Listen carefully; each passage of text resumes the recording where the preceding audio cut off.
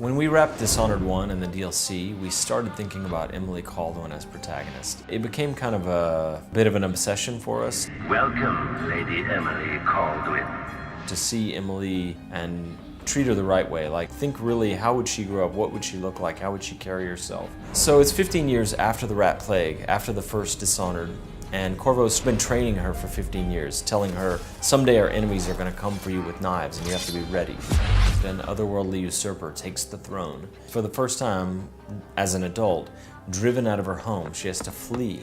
And so the contrast for her is huge. She was an empress one day, the next day she's on the run. And she's trying to unravel the Duke of Serkonos and his allies in order to win back her own throne.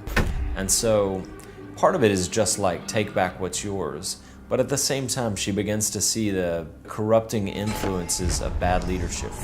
Her motivation becomes, I need to take back the empire so that I can do right by the people. When we decided that Emily got to have her own powers, they needed to be interesting enough to be as cool as Corvo's.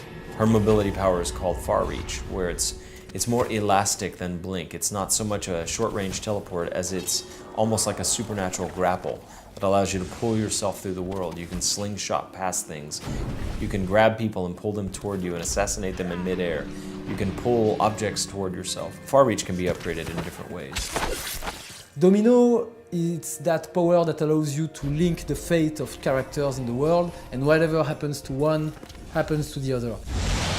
If you look at her powers, most of them are befitting of an empress. She can link people together so that they share the same fate. She can mesmerize a crowd of people. There you are. I feel so empty right now.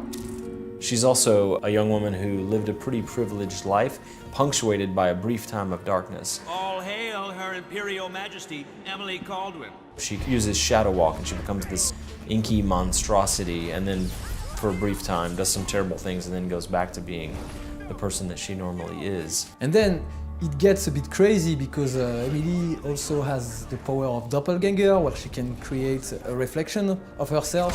It can be used to distract AI enemies, or it can be upgraded so that it's actually lethal and it can assassinate.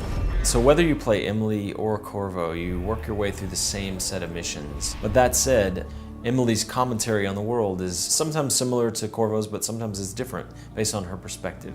I wish I could just run away from all this.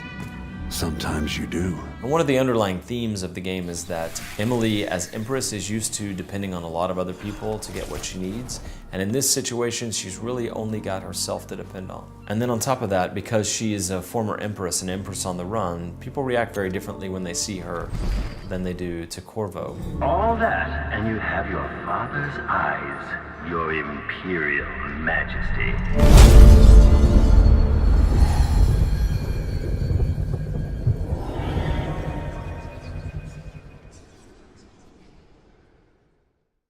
Have you ever felt? Are you listening? Damn.